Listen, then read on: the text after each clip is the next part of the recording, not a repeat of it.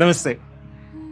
വളരെ സന്തോഷത്തോടു കൂടിയാണ് ഞാനിങ്ങനെ മുമ്പിൽ നിൽക്കുന്നത്. കാരണം എന്ന് പറഞ്ഞു കഴിഞ്ഞാൽ തിരുവനന്തപുരം ജില്ലയിലെ കരിക്കകം ദേവി ക്ഷേത്രത്തിനകത്ത് ശ്രീമദ് ദേവി ഭാഗവത നവാഹ യജ്ഞം for a social cause and social upliftment എന്ന് പറയുന്ന ഒരു കോൺസെപ്റ്റിൽ കുട്ടികളെ മൊബൈൽ അഡിക്ഷനിൽ നിന്ന് മാറ്റിക്കൊണ്ടുവരണം, കുട്ടികൾക്ക് സനാതന ധർമ്മത്തിന്റെ മൂല്യങ്ങളെ പഠിപ്പിച്ചു കൊടുക്കണം എന്നുള്ള ധർമ്മം എന്ന കോൺസെപ്റ്റിൽ ശ്രീമദ് ദേവി ഭാഗവത നവാഹ യജ്ഞം ഈ വരുന്ന മെയ് മാസം 1 തീയതി മുതൽ 10 വരെ നടക്കുകയാണ്. പ്രധാനമായും കുട്ടികളെയാണ് ഫോക്കസ് ചെയ്യുന്നത്. അതിന് മാതങ്കി എന്നാണ് ടൈറ്റിൽ ചെയ്തിരിക്കുന്നത്. എല്ലാ ദിവസവും കുട്ടികൾക്ക് വേണ്ടുന്ന പ്രശ്നോത്തരി, മത്സരങ്ങൾ, പുരാണ കഥകൾ, ഇതെല്ലാം കുട്ടികളുടെ ശാരീരികവും മാനസികവുമായ ഉന്നമനം ലക്ഷ്യമാക്കിയാണ് നമ്മൾ ഈ യജ്ഞം ചെയ്തിരിക്കുന്നത്. സാധാരണ എല്ലാവർക്കും യജ്ഞം എന്ന് പറയുമ്പോൾ കുറേ സംസ്കൃതത്തിൽ എന്തെങ്കിലും ശ്ലോകങ്ങൾ പറയുക, അത് കഴിയുമ്പോഴേക്കും സദ്യയായി, അത് കഴിഞ്ഞ് കഴിഞ്ഞാൽ വീട്ടിൽ കിടന്ന് ഉറക്കമായി, അങ്ങനെ ഒരു കോൺസെപ്റ്റിലാണ്. പക്ഷെ അങ്ങനെ അല്ല, മറിച്ച് കുട്ടികൾക്ക് സനാതന മൂല്യങ്ങളിൽ, ഉദാഹരണത്തിന് സജ്ജനങ്ങളെ കണ്ടാൽ നമസ്കരിക്കണം, അച്ഛനെ കണ്ടാൽ ഒന്ന് നമസ്കരിക്കണം.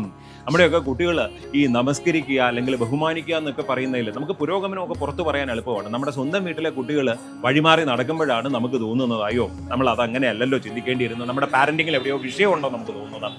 അപ്പോൾ അത് കറക്റ്റ് ചെയ്യാനാണ്, ഒരു കറക്റ്റീവ് മെഷർ എന്നുള്ള നിലയിലാണ് എല്ലാവരെയും സ്വാഗതം ചെയ്യുകയാണ്. ഒരു കുട്ടികളുമായിട്ട് വരും, കുട്ടികളുടെ കൂടെ ഇരുന്ന പുരാണ കഥകൾ കേൾക്കാം, കുട്ടികൾക്ക് വേണ്ടുന്ന കുട്ടികളോടൊത്ത് നാമം ജപിക്കാം, അവര് നഗരസങ്കീർത്തനം നടത്തട്ടെ, അവര് പ്രദക്ഷിണം എന്താണെന്ന് അറിയട്ടെ, അവര് എന്താ പറയുന്നത് മണ്ണിന്റെ താളവും ചൂടും ചൂരും ഒക്കെ അറിയട്ടെ.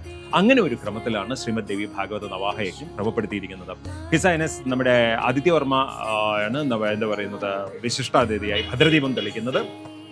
ഉപാസകയും സാധകയും ഒക്കെ ആയിരുന്ന ലക്ഷ്മിപ്രിയയാണ് വേദിയുടെ വിശിഷ്ട സാന്നിധ്യമായിട്ടുണ്ടാവുന്നത്. അതായത് നാളെ കഴിഞ്ഞു കഴിഞ്ഞാൽ മലയാളപ്പുഴ ക്ഷേത്രത്തിൽ നിന്ന് ദീപപ്രയാണ ഘോഷയാത്ര വരുന്ന ക്ഷേത്രങ്ങളിലൊക്കെ ദീപപ്രയാണ ഘോഷയാത്രയും ഗ്രന്ഥവുമായിട്ടാണ് വരുന്നത്. അതൊരു പ്രൊസഷനാണ്. ആ പ്രൊസഷൻ 1 തീയതി വൈകുന്നേരം കരിക്കകം ദേവി ക്ഷേത്രത്തിലെത്തും. എത്തിക്കഴിഞ്ഞു കഴിഞ്ഞാൽ യജ്ഞത്തിന്റെ എന്ന് പറഞ്ഞ് ഈ കുട്ടികൾക്ക് വേണ്ടി ക്രമപ്പെടുത്തിയിരിക്കുന്നു എന്ന് പറഞ്ഞ് യജ്ഞത്തിന്റെ ഘടനയിൽ, അതായത് ഒരു റിച്വൽ എന്നുള്ള ഘടനയിൽ ഒരു കോംപ്രമൈസും ചെയ്തിട്ടില്ല. എന്നാൽ ഇത് വളരെ ലൈറ്റ് ഹാർട്ടഡ് ആയിട്ട്, വളരെ സെൻസിബിൾ ആയിട്ട് കുട്ടികളിലേക്ക് എത്തണമെന്നുള്ള കോൺസെപ്റ്റിലാണ് ഇത് ക്രമീകരിച്ചിരിക്കുന്നത്. അപ്പോൾ വരുമല്ലേ, കുട്ടികളുമായിട്ട് വരും. നമുക്ക് ഈ യജ്ഞം കുട്ടികൾക്ക് വേണ്ടി ഒരു ആഘോഷമാക്കാം. യജ്ഞത്തിന് മാതങ്കി എന്നാണ് പേര് കൊടുത്തിരിക്കുന്നത്.